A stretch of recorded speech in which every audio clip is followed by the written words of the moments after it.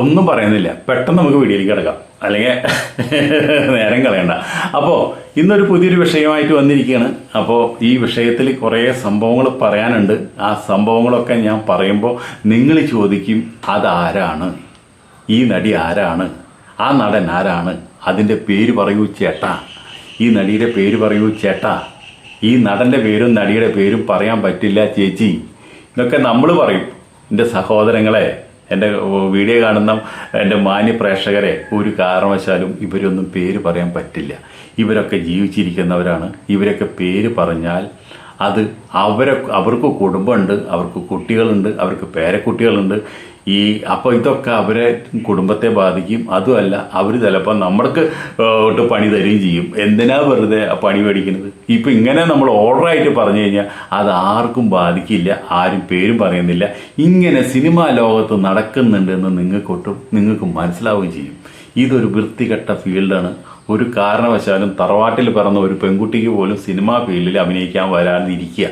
നിങ്ങൾ സിനിമയിൽ അഭിനയിക്കാണ്ടിരിക്കുക, സീരിയലിൽ അഭിനയിക്കാണ്ടിരിക്കുക, നാടകത്തിൽ അഭിനയിക്കാണ്ടിരിക്കുക. കലാ ഫീൽഡ് എന്ന് പറഞ്ഞു കഴിഞ്ഞാൽ പെണ്ണുപിടുത്തം, അതാണ് അവിടെ മുഖ്യമായിട്ട് നടത്തുന്നത്. കലയൊക്കെ പിന്നെ വരുന്നുള്ളൂ. ആദ്യം തുടങ്ങുന്നത് തന്നെ പെണ്ണുപിടുത്തമാണ്. പിന്നെ മദ്യപാനത്തിൽ തുടങ്ങി, പെണ്ണുപിടുത്തത്തിൽ തുടങ്ങി, പിന്നെ സമയം ഉണ്ടെങ്കിൽ ഒരു സിനിമ പിടിക്കും. അത് ഇഷ്ടമുണ്ടെങ്കിൽ നിങ്ങൾ തിയേറ്ററിൽ കണ്ടാൽ മതി. അപ്പോൾ അത്രയധികം പെണ്ണുപിടുത്തമുള്ള ഒരു ഫീൽഡാണ് ഈ സിനിമയും സീരിയലും. അവിടേക്കാണ് പെണ്ണുങ്ങളെ കുത്തൊഴുക്കണ്. എന്ത് വന്നാലും കുഴപ്പമില്ല, ആരെ കൂടെ കിടന്നാലും കുഴപ്പമില്ല, നടിയായേ പറ്റൂ എന്ന് പറഞ്ഞിട്ടുള്ള കുത്തൊഴുക്കുണ്ട്. അവരൊക്കെ പോയി അഭിനയിക്കട്ടെ, അവരൊക്കെ അനുഭവിക്കട്ടെ. അല്ലാണ്ട് ഇപ്പോൾ നമ്മളെന്താ പറയുക, നമുക്കൊക്കെ പറയാനല്ലേ പറ്റുള്ളൂ. അപ്പോൾ അതുകൊണ്ട് കുടുംബത്ത് പറഞ്ഞവരൊന്നും സിനിമയിലേക്ക് വരണ്ടാട്ടാ. നമ്മുടെ മുമ്പിൽ ഈ കബഡിയും വെച്ച് നമ്മൾ സിനിമയിൽ വന്നാൽ ആ കബഡിയിൽ പണി നടക്കും എന്നുള്ള കാര്യത്തിൽ 101% ഉറപ്പാണ്. അപ്പം നമുക്ക് നമ്മുടെ വിഷയത്തിലേക്ക് കടക്കാമെന്ന് പറഞ്ഞു കഴിഞ്ഞാൽ പല രീതിയിലുള്ള നടന്മാരുണ്ട് ഇവിടെ. ഇത് ഞാൻ അറിഞ്ഞത് നമ്മുടെ ഒരു മേക്കപ്പ് അസിസ്റ്റൻറ്റിൽ നിന്നാണ് ഞാനത് അറിഞ്ഞത്. ഒരു lady makeup assistant, hair style assistant എന്ന് പറയും. അവർ ഫേമസ് ആണ്. അപ്പോൾ കുറച്ച് പ്രായമായപ്പോൾ പിന്നെ അവരെ മെയിൻ ആർട്ടിസ്റ്റുകൾ, നടികളൊന്നും പിന്നെ അവരെ വിളിക്കില്ല. പിന്നെ അവർക്കുള്ളത് പല സീരിയലിലൊക്കെ ആൾക്കാർ വിളിക്കും. നമുക്ക് സീരിയലിലൊക്കെ ഇവർ സിനിമയിലുള്ള കഴിവും പഴക്കം അതുപോലെ തന്നെ ഇവരിൽ ഒരുപാട് കോസ്റ്റ്യൂംസ് ഉണ്ടാവും, കുറേ ടോപ്പുകളുണ്ടാവും, അവരെ സ്വന്തമായിട്ട് കുറേ ബുദ്ധിപരമായിട്ടുള്ള വർക്കുകൾ ചെയ്യാൻ ഇവർക്ക് അറിയാം. ഒരാൾ കിട്ടിക്കഴിഞ്ഞാൽ അവരെങ്ങനെ മനോഹരമാക്കും. സീരിയൽ വരുമ്പോൾ ആണുങ്ങൾക്കും പെണ്ണുങ്ങൾക്കും ഒക്കെ കൂടിയിട്ട് ഇവരെ അസിസ്റ്റൻറ്റ് മാത്രം മതി. അത് നമുക്ക് ഭയങ്കര ലാഭമാണ്. അങ്ങനെ ഞാനെടുത്ത ഒരു കൊലക്കൊല്ലി ആന എന്ന് പറഞ്ഞൊരു സീരിയലിൽ ഇതുപോലെ തന്നെ ഫേമസ് നമ്മുടെ ഒരു ഇതിന് വേണ്ടിയിട്ട്, ഇവിടെ മേക്കപ്പിന് വേണ്ടിയിട്ട് നമ്മൾ അവരെ വെച്ചു.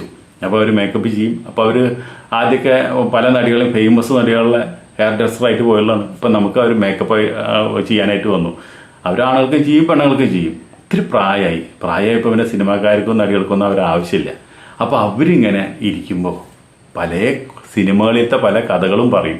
അപ്പോൾ അതൊക്കെ നമ്മൾ ഈ ചേട്ടിയോടെ കേട്ട് ഈ ചേട്ടിയോട് വിടും. അന്നപ്പോൾ യൂട്യൂബും ഇല്ല, സോഷ്യൽ മീഡിയയും ഇല്ല. അന്നത്തെ കാലത്ത് അതൊക്കെ വന്ന് ആക്റ്റീവല്ല. അപ്പോൾ അന്ന് പറഞ്ഞ കഥകൾ ഇന്നിപ്പോൾ എനിക്കൊന്ന് ഓർമ്മ വരുമ്പോൾ നമുക്കൊന്ന് പറയണല്ലോ, ഏതാണ് നടൻ എന്നൊക്കെ നമുക്കറിയാം. പക്ഷെ നമ്മളത് പറയുന്നില്ല, അത് പറഞ്ഞാൽ ശരിയാവില്ല. അപ്പോൾ നമുക്ക് വിഷയത്തിൽ കിടക്കാം. എന്താ കാരണം എന്ന് വെച്ചിട്ടുണ്ടെങ്കിൽ, ഒരു നടൻ, ഞാൻ സൂപ്പർ സ്റ്റാർ എന്ന് പറയണില്ല, മെഗാ സ്റ്റാർ എന്ന് പറയണില്ല, ഒന്നും പറയണില്ല, ഒരു നടൻ, ഒരു നടി, ഇത്രേ നമ്മൾ പറയുന്നുള്ളൂ. അപ്പോൾ ആ നടിയുടെ കൂടിയായിരുന്നു ഈ നമ്മുടെ ഹെയർ ഡ്രസ്സർ, മേക്കപ്പ് അമ്മേ. അപ്പോൾ ഈ നടിക്ക് വളരെ കാലങ്ങളായിട്ട് ആ നടിയുടെ കൂടെ മേക്കപ്പ് അസിസ്റ്റൻ്റായിട്ട് നിൽക്കുന്നു. അങ്ങനെ നിൽക്കുന്ന സമയത്ത് ഈ നടീനെ, ഈ നടികളുടെ ഒരുപാട് രഹസ്യങ്ങൾ എല്ലാം ഈ അസിസ്റ്റൻറ്റിന് അറിയാം. ഏത് നടിയുടെയും, നമ്മുടെ ഈ നടിയുടെ മാത്രമല്ല, പല നടികൾക്കും പല അസിസ്റ്റൻ്റ് ഉണ്ട്. അവരറിയാണ്ട് അവർക്ക് ഒരു കള്ളക്കത്തിനും പോകാനും പറ്റില്ല, ഒരു പരിപാടിക്ക് ചെയ്യാനും പറ്റില്ല. അതിൻ്റെയൊക്കെ ശരിക്കും പറഞ്ഞു കഴിഞ്ഞാൽ ഒരു ബോക്കറാണ് ഈ അസിസ്റ്റൻ്റ് എന്ന് പറയുന്നവർ. അവർ ടോപ്പ് വെച്ച് കൊടുക്കണം, മേക്കപ്പ് ചെയ്ത് കൊടുക്കണം, അവർക്ക് വേണ്ടിയുള്ള കാര്യങ്ങളൊക്കെ ചെയ്ത് കൊടുക്കുന്നത് അവരാണ്. അവർക്ക് എല്ലാ കാര്യങ്ങളും ചെയ്ത് കൊടുക്കുന്നത്. പക്ഷെ അതൊക്കെ ഈ നടന്മാർക്ക് അറിയാം. അപ്പോൾ ഞാൻ പറയുന്ന കഥയിലെ നായകന് ഈ നടിയായിട്ട് ബന്ധമുണ്ട്. ഈ നടിയായിട്ട് ലൈംഗിക ബന്ധം അവർ അങ്ങോട്ട് ഒഴിവ് കിട്ടുമ്പോൾ ഒക്കെ ഒരു പരിപാടി ചെയ്യാറുണ്ട്. അത് ഈ അസിസ്റ്റൻറ്റിന് അറിയാം. അതൊക്കെ നടക്കണം, അത് കുഴപ്പമില്ല. അങ്ങനെ കുറച്ച് കഴിഞ്ഞപ്പോൾ പിന്നെ ഈ നടൻ എന്താണെന്ന് വെച്ചിട്ടുണ്ടെങ്കിൽ പിന്നെ വേറെ പൈങ്കിളികൾ ഇങ്ങനെ സിനിമയിൽ ഇങ്ങനെ പൈങ്കിളികൾ ഇങ്ങനെ വന്നുകൊണ്ടിരിക്കല്ലേ. അപ്പൊ ഈ നടൻ വേറെ പൈങ്കിളിയിലേക്ക് ആടി ഈ പൈങ്കിളിനെ വേണ്ടാന്ന് വെച്ചു. അങ്ങനെ നിൽക്കുന്ന സമയത്ത് ഈ നടി ഒരു ദിവസം എന്തുണ്ടായിട്ടുണ്ടെങ്കിൽ ഈ എയർ ഡ്രസ്സർ ഒരു ദിവസം ഒരു പൊതി കൊണ്ടുവന്ന് ഈ നടന് കൊടുക്കണം. ഇത് നമ്മുടെ മെയിൻ നടി കണ്ടു.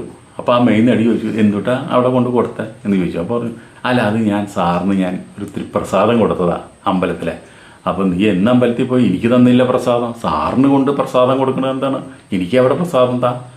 അപ്പോൾ ഇവൾക്ക് ഇതിനു മുമ്പ് എന്തൊക്കെയോ സംശയങ്ങളുണ്ട്. ആ സംശയത്തിൻ്റെ ഒരു ദർശാക്ഷിയായിട്ട് നിൽക്കുന്ന അതിൻ്റെ ഒരു വലിയൊരു കേസ് പിടിക്കാനുള്ള ഒരു തുമ്പായിട്ടാണ് ഈ പ്രസാദത്തിനെ ഈ നടി കണ്ടുനോക്കുന്നത്.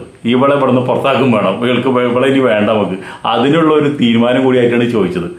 എന്താണ് ആ പ്രസാദം എനിക്കറിയണം. നീ പൊതിഞ്ഞ് ഇത്രയും വലിയ തങ്കക്കള്ളാസിൽ പൊതിഞ്ഞ് നീ കൊണ്ടു കൊടുത്തിട്ടുണ്ടല്ലോ, അതെന്താണെന്ന് എനിക്കറിയണം. അല്ലെങ്കിൽ ഞാൻ പോയിട്ട് അദ്ദേഹത്തിനോട് ചോദിക്കും. അദ്ദേഹം എന്നോട് പറയും ഒരു പ്രശ്നമില്ല. ഞാൻ പറഞ്ഞു ഈ ഇതിൻ്റെ ആത്മാർത്ഥം കൊണ്ട് ഇത് പറഞ്ഞു, അത് പ്രസാദം തന്നെയാണ്.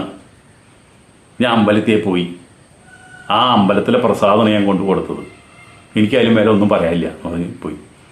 അപ്പോൾ നടിക്ക് മനസ്സിലായി ഇത് പ്രസാദമല്ല. നടി എന്തുണ്ടായി, ഒരു ബ്രേക്കിൻ്റെ നേരത്ത് ഇവർക്ക് കൂടുതൽ സമയം അഭിനയിക്കുന്നതിനേക്കാളും കൂടുതൽ സമയം വെറുതെ ഇരിക്കുന്ന സമയം കിട്ടാറ്. കാരണം എന്ന് വെച്ചിട്ടുണ്ടെങ്കിൽ ഒരു ദിവസമൊക്കെ ചിലപ്പോൾ ഒരു 1-1.5 സീനൊക്കെ ഇവർ ചാർട്ട് ചെയ്യുക ഡയറക്ടർ. ആ 1.5 സീന് അങ്ങോട്ട് കളിച്ച് എങ്ങനെ കളിച്ചാലും വൈകുന്നേരം പാതിരി ഒരു 10 മണി അല്ലെങ്കിൽ ഒരു കഴിയുമ്പോഴേക്ക് ഈ സീൻ എടുത്ത് കഴിഞ്ഞാൽ മതി. അപ്പോൾ ഒരു ഷോട്ടിന് വേണ്ടി ലൈറ്റപ്പ് ചെയ്യാൻ തന്നെ ഒരുപാട് സമയമെടുക്കും. അപ്പോൾ ആ സമയം അത്രയും ഇവരിവിടെ പുറത്തിരുന്ന് നടന്മാരും നടികളും മറ്റുള്ളവരെ കുറ്റം പറയാനും പരദോഷം പറയാനും മറ്റുള്ള കാര്യങ്ങൾക്കൊക്കെ ഉപയോഗിക്കുക. അപ്പോൾ ഒരു നടനും നടി ഏതെങ്കിലും ഭാവം ചോട്ടിൽ ഇരിക്കുന്നുണ്ടെങ്കിൽ നമ്മൾ വിചാരിച്ചോ അവർ വെടിവർത്താനം പറഞ്ഞ് തന്നെയാണ് ഇരിക്കുന്നത്. വേറെ ഏതെങ്കിലും നടന്മാരോ അല്ലെങ്കിൽ നടി അവരെടുത്തേക്ക് ചെന്ന് ഒരു കസാരയും കൊണ്ടിരിക്കാൻ ചെന്ന് കഴിഞ്ഞാൽ അവർ ആ വർത്താനം അവിടെ മുറിച്ചു, പിന്നെ അവർ മിണ്ടില്ല. അപ്പോൾ ഇങ്ങനെ പറയുന്നത് അവർക്ക് വലിയൊരു ആഹ്ലാദമായിട്ടാണ് എനിക്ക് തോന്നിയിട്ടുള്ളത്. ഞാനിതുപോലെ കേട്ടിട്ടുണ്ട്. അതുകൊണ്ടാണ് ഞാൻ പല സെറ്റിലും നമ്മൾ ഈ അഭിനയിക്കാൻ വേണ്ടി ചാൻസ് പോയി ചെല്ലും, ചെറിയ വേഷങ്ങൾ കിട്ടും, പാസിംഗ് ഷോട്ടൊക്കെ കിട്ടും. അപ്പോൾ നമ്മളിങ്ങനെ ഇരിക്കും. അപ്പം നമുക്ക് മനസ്സിലാവുന്ന കാര്യങ്ങളാണ്. കംപ്ലീറ്റ് വെടിവർത്താനും പരിപാടി കാര്യങ്ങളും പോച്ചന കാര്യങ്ങളും മാത്രമാണ് ഈ നടികളും നടന്മാരും എന്ന് പറയാം. അവരത് പറയുമ്പോൾ അവർക്കുള്ള മുഖത്തുള്ള ഒരു ആനന്ദം സന്തോഷം നമ്മൾ ആലോചിക്കാറുണ്ട്. ഇവർ ഫോണൊക്കെ എപ്പോഴല്ലേ വന്നത്, അതിനൊക്കെ മുമ്പൊക്കെ ഇങ്ങനെ കാണുമ്പോഴുള്ള അവർക്ക് അങ്ങനെയുള്ള കാര്യങ്ങൾ പറയും. ഇപ്പൊക്കെ ഫോണിൽ കൂടിയാണ് അതങ്ങനെ. അപ്പോൾ ഈ പ്രസാദം എന്താണെന്ന് അറിയാൻ വേണ്ടിയിട്ട് ഈ നടി ചോദിച്ചു, അല്ല എൻ്റെ അസിസ്റ്റൻ്റ് എന്താണ് ഒരു പൊതി കൊണ്ടുവന്ന് തന്നത്, എന്താണ് ആ പൊതിയിൽ? ഇതിനു മുമ്പ് ഞാൻ ഇതുപോലെ ഇങ്ങനൊരു പൊതികൾ കൊണ്ട് നമ്മൾ ഇന്നാളെ ആ പടത്തിൻ്റെ സെറ്റിൽ ഇതുപോലെ തന്നെ ഒരു പൊതി കൊണ്ടുവന്ന് തന്നെ ഞാൻ കണ്ടു, ഇപ്പോഴും പൊതി തന്നെ കണ്ടു. അവൾ പറഞ്ഞ പ്രസാദമാണെന്ന്.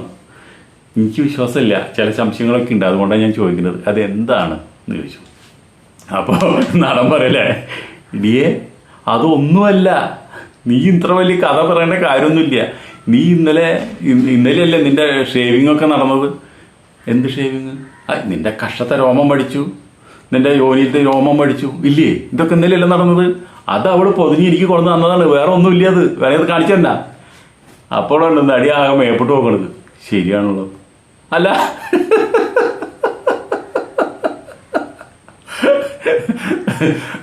അവളൊക്കെ പറയുമ്പോഴും നമ്മളോട് പറയുന്ന ആ ഒരു മേക്കപ്പ് ആർട്ടിസ്റ്റിന്റെ ഒരു സന്തോഷം, അതുപോലെ പഴയ കാര്യങ്ങൾ ആലോചിച്ച് പറയുമ്പോൾ അവരൊരു മുഖത്തുണ്ടാവുന്ന ഒരു നാണം, ഒരു സന്തോഷമൊക്കെ നമ്മളത് അപ്പോൾ കണ്ടു. അത് കാണുന്നെ വേണം ശരിക്കും.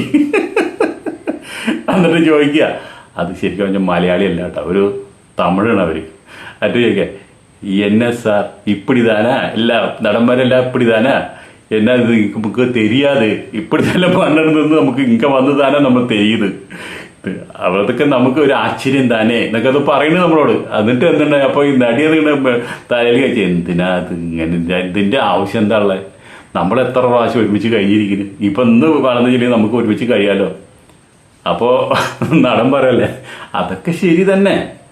നമ്മുടെ ഈ ഫീൽഡ് എന്ന് പറഞ്ഞു കഴിഞ്ഞാൽ നമുക്ക് എപ്പോഴും നമ്മൾ ചെറുപ്പകാലങ്ങളിൽ ചെയ്ത കുറേ കാര്യങ്ങളുണ്ട്. ഈ സ്വയംഭോഗം ചെയ്യുക എന്ന് പറയുന്നത് അത് ചെറുപ്പകാലങ്ങൾ നമ്മൾ ചെയ്ത് പഠിച്ചതാണ്. കാരണം എന്താ വെച്ചിട്ടുണ്ടെങ്കിൽ നമുക്ക് അന്നത്തെ കാലത്തൊന്നും കിട്ടാൻ താപ്പില്ല. അപ്പോൾ അതൊക്കെ ആലോചിച്ച് നമ്മൾ സ്വയംഭോഗം ചെയ്ത് പഠിച്ചു. അപ്പോൾ ആ പഠിച്ച കാര്യങ്ങൾ നമ്മൾ ചൊട്ടശീലം ചുടല വരെ എന്ന് പറഞ്ഞ പോലെ അതിപ്പോഴും മറന്നിട്ടില്ല. അതിൻ്റെ ഒരു സുഖം, അതിൻ്റെ ഒരു രസം, അതിപ്പോഴും ആലോചിക്കുമ്പോൾ നമുക്കൊരു വലിയൊരു കമ്പാണ്. പക്ഷെ അതിനൊരു ഇൻസ്പിറേഷൻ വേണം. അതിന് ഇൻസ്പിറേഷന് വേണ്ടിയിട്ടാണ് എൻ്റെ മനസ്സിൻ്റെ ഇൻസ്പിറേഷന് വേണ്ടിയിട്ടാണ് ഞാനിത് കൊണ്ടുവന്ന് സൂക്ഷിക്കുന്നത്. അപ്പോൾ അതൊക്കെ കാണുമ്പോൾ, അതൊക്കെ തുറന്നു വെച്ച് കാണുമ്പോൾ നിങ്ങളെ ഏത് നേരം നിങ്ങളെ വിളിച്ച് ചെയ്യാൻ പറ്റില്ലല്ലോ. എനിക്ക് ആ നടന് ഇപ്പോൾ ഒരു ഷൂട്ടിംഗ് കഴിഞ്ഞ് വന്നു, കാര്യങ്ങൾ ഇത് കുറച്ച് സമയം ബ്രേക്ക് ഉണ്ട്, അങ്ങനെ ഉറക്കം വരുന്നില്ല. ആ സമയത്ത് ഇപ്പോൾ എനിക്കിപ്പോൾ ഓടി വന്ന് എൻ്റെ വീട്ടിൽ പോകാൻ പറ്റുമോ? ഇനിയിപ്പോൾ ആ ലൊക്കേഷനിൽ നമുക്ക് പറ്റിയ ആൾക്കാരൊന്നും ഉണ്ടാവില്ല. ആ വിളിച്ചു കൊണ്ടുവന്ന് പരിപാടി ചെയ്യാൻ മറ്റുള്ള ആൾക്കാരെയൊക്കെ വിളിച്ചു കൊണ്ടുവന്ന് പരിപാടി ചെയ്യുമ്പോൾ നമുക്ക് വിശ്വാസമുള്ളവരെ മാത്രമേ കൊണ്ടുവന്ന് ചെയ്യാൻ പറ്റുള്ളൂ. അല്ല ഓരോരുത്തരെ ചെയ്ത് കഴിഞ്ഞാൽ വല്ല മാരക രോഗങ്ങൾ വരും. പിന്നെ അതിൻ്റെ ഇടയിൽ വല്ല കൃത്രിമമായിട്ട് വല്ല ഉറയൊക്കെ കുത്തി കയറ്റൊക്കെ ചെയ്യുമ്പോൾ അതൊക്കെ വളരെയധികം മോശമാണ്. അതിനൊക്കെ നിൽക്കണേലും ഭേദം നമുക്കിപ്പോൾ വേണമെന്ന് വെച്ച് കഴിഞ്ഞാൽ പെട്ടെന്ന് നമുക്ക് അപ്പം തന്നെ പെണ്ണിനെ കിട്ടിയെന്നൊന്നും വരില്ല. അപ്പം നമുക്ക് സാറ്റിസ്ഫാക്ഷൻ എന്താണ്? നമുക്കിങ്ങനെ സ്വയംഭോഗം ചെയ്യാം. അതിനൊരു ഇൻസ്പിറേഷൻ വേണം. അല്ല അതിനല്ലേ ഇഷ്ടം പോലെ തുണ്ട് കഴിച്ചിട്ടും മറ്റുള്ള കാര്യങ്ങളൊക്കെ ഉണ്ടല്ലോ, അതിലൊന്നും കാര്യമില്ല. അവർ നമ്മളെപ്പോലെ നടികളല്ലേ, നടന്മാരല്ലേ. നമ്മൾക്ക് സൂചിപ്പിക്കാൻ വേണ്ടി, നമ്മളെ നാട്ടുകാരെ സൂചിപ്പിക്കാൻ വേണ്ടി സിനിമയിൽ അഭിനയിക്കുന്നു, നമ്മുടെ അഭിനയം കാഴ്ചവെക്കുന്നു. അതേപോലെ തന്നെ അവരും നടികളും നടന്മാരാണ്. അവർ കാണിക്കുന്ന എക്സ്പ്രഷനും കാര്യങ്ങളൊക്കെ തോന്നിയാൽ എനിക്കൊരു ചുക്കും തോന്നാറില്ല. അതുകൊണ്ട് ഇങ്ങനെയൊക്കെ കിട്ടിക്കഴിഞ്ഞാൽ, അല്ല അപ്പോൾ ഇത് കിട്ടിയപ്പോൾ ഇങ്ങനെ ഇതിപ്പോൾ കൊണ്ടുവച്ചത് എന്തോരുണ്ടാവും? അതൊരു കുട്ടിച്ചാക്കിൻ്റെ അത്രയും ഉണ്ടാവും. ഇപ്പോൾ എൻ്റെ മാത്രമാണോ? പലരും ഉണ്ടാ, ഒരുപാട് പേരുണ്ട്. നിന്റെ മാത്രമൊന്നുമല്ല, പലരും ഉണ്ട്. ഇത് പുറത്തൊന്നും പറയണ്ട കേട്ടാ. കുറേ ആൾക്കാർ നമ്മുടെ മേക്കപ്പ് അസിസ്റ്റന്റിന്, കുറേ നടികളുടെ മേക്കപ്പ് അസിസ്റ്റന്റുകളുടെ പണി പോവും. ഇപ്പം എന്തായാലും നീ ആ നടീനെ, നിന്റെ അസിസ്റ്റന്റിനെ നീ തോര കളയൊന്നും വേണ്ട ഈ കാര്യം ചെയ്തത്. അത് ഞാൻ മാന്യമായ പൈസ കൊടുത്തിട്ടാണ് ചെയ്യുന്നത്, അല്ലാണ്ട് അത് വെറുതെ ചെയ്യുന്ന സർവീസ് അല്ല. അത് മാന്യമായ പൈസ കൊടുക്കുന്നുണ്ട്. അപ്പോൾ അതിനെ നീ ജോലി കളയണ്ട കേട്ടോ, പാവം, അത് ജീവിച്ചു പോയിക്കോട്ടെ എന്ന് പറയും. എന്തായാലും ഇപ്പം അത് ഇതൊരു വലിയ കുറ്റമായിട്ട് ഞാൻ കാണുന്നില്ല. അപ്പോൾ അതുകൊണ്ട് ഇപ്പോൾ തുറന്നിപ്പോൾ അവള് സത്യസന്ധമായിട്ട് തന്നെ അവൾ നിന്നു നിങ്ങളുടെ അടുത്ത്. ഇപ്പോഴും അവൾ പറഞ്ഞു അമ്പലത്തിലെ പ്രസാദം എന്ന് പറഞ്ഞേ. എനിക്കറിയാം, നിങ്ങൾ ചോദിച്ചു കഴിഞ്ഞാൽ നിങ്ങൾ പച്ചക്കാൻ എന്നോട് പറഞ്ഞു തരുന്നു. എനിക്കറിയാം നിങ്ങൾ ആ സ്വഭാവം അങ്ങനെയാണ്, അതിപ്പോൾ അറിയാൻ കഴിഞ്ഞു. അപ്പോൾ ഇങ്ങനെ ഉണ്ടാ ആൾക്കാർ, ഇങ്ങനെ ഉണ്ടാ പുരുഷന്മാർ എന്താണ് ആ നടീന്നാളിനോട് ചോദിച്ചത്. പിന്നെ ഈ കൊണ്ടുവന്ന സാധനത്തിൽ നിന്ന്, ഈ കൊണ്ടുവന്ന ഈ കളക്ഷനിൽ നിന്ന് ഞാൻ പലർക്കും കൊടുത്തിട്ടുണ്ട്. അവർ ചോദിച്ചിട്ട് ഞാൻ കൊടുത്തിട്ടുണ്ട്. ഇന്ന ആളുടെയാണ് ഇത്, ഇന്ന ആളുടെയാണ് ഇത്, ഈ പൊതി എന്ന് പറഞ്ഞ് ഞാൻ കൊടുത്തിട്ടുണ്ട്. അതുകൊണ്ട് എൻ്റെ കളക്ഷൻ കുറച്ച് കുറവാപ്പോ. ഇത് പറയണതൊന്നും തുണയില്ല കേട്ടാ, സത്യമുള്ള കാര്യങ്ങൾ, ഫീൽഡ് നടന്ന കാര്യങ്ങളാണ്. അത് നടത്തിയ ഈ വീഡിയോ ഇപ്പോൾ അവരാരെങ്കിലും കണ്ടു കഴിഞ്ഞാൽ അവർക്ക് മനസ്സിലാവും. അതുകൊണ്ടാണ് ഞാൻ പേര് പറയാത്തത്. അപ്പോൾ ഇൻസ്പിറേഷൻ എന്ന് പറഞ്ഞു കഴിഞ്ഞാൽ പലർക്കും പല രീതിയിലാണ്. ചിലർക്കൊന്ന് കണ്ടാൽ മതി, ചിലർക്കൊന്ന് തൊട്ടാൽ മതി, ചിലർക്ക് ഇങ്ങനെയുള്ള ചില വസ്തുക്കൾ കിട്ടിയാൽ മതി, അവർ വളരെ ഹാപ്പിയാണ്. അത് നടന്മാരായാലും ഇനിയിപ്പോൾ നടന്മാരല്ലെങ്കിലും പുരുഷന്മാരായാലും പിള്ളേരായാലും. അപ്പോൾ ഈ നടൻ പറഞ്ഞ പോലെ തന്നെ ചെറുപ്പകാലങ്ങളിലുള്ള ശീലം മരിക്കുമോ മനുഷ്യരുള്ള കാലം, അത് സത്യമാണ്. ആ പഴഞ്ചൊല്ലിൽ പതിരില്ല. അപ്പോൾ നമുക്ക് ഈ വീഡിയോ ഇവിടെ നിർത്താം. അടുത്ത വീഡിയോയിൽ നമുക്ക് വീണ്ടും വേറൊരു വിഷയമായി, വേറൊരു നടൻ്റെ നടിയിലും വിഷയമായി വീണ്ടും വരാം. അപ്പോൾ ഇതിലെന്തെങ്കിലും വൃത്തിയോട് പറഞ്ഞിട്ടുണ്ടെങ്കിൽ അത് കഥയിലുള്ളതാണ്, എന്നോട് ക്ഷമിക്കുക. ബൈ.